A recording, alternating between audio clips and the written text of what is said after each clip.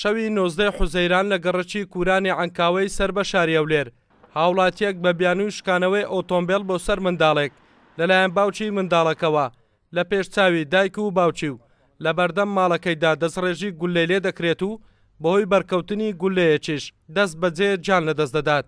دوای ئەنجامدانی تاوانەکەش کەسی بکوش خۆی ڕادەستی هێزەکانی ئاسایش ھەولێر دەکات و ئێستا دەست بەسەرە.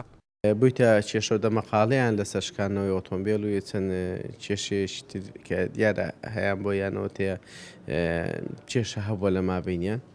دواتر بۆتە هۆی ئەوەی چەک بەکاربێنی و ئەو کەسێکەوە ناوی سین قافە هەڵدەستی بە ئەنجامدانی بەدەرهێنانی چی دەمانچەوە هەروەها 4 فیشک دەنێت بە کەسێکی تر بە ناوی نەبیە ئەزیز ئەحمەد کە تەمەنی 28 ساڵە.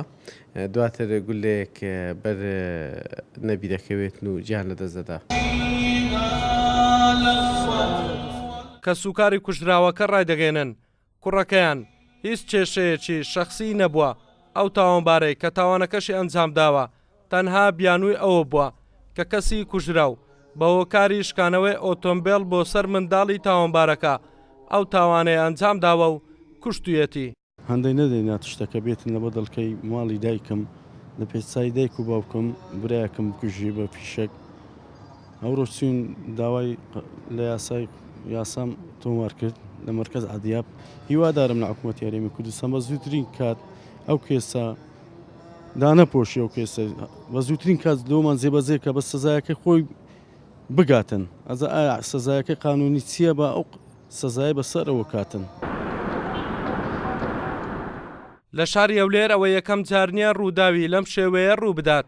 2 ساڵ بەر لە ئێستاش لەسەر فولای تێخوێندکارێک لەلایەن کەسێکەوە کوژرا. بکوژەکە لە پلەی سەربازیدا بوو. دۆسیەکەش تا ئێستا وەکو خۆی ماوەتەوە. هەڵگورد ئەحمەد، کوردسات، نیوز، ھەولێر.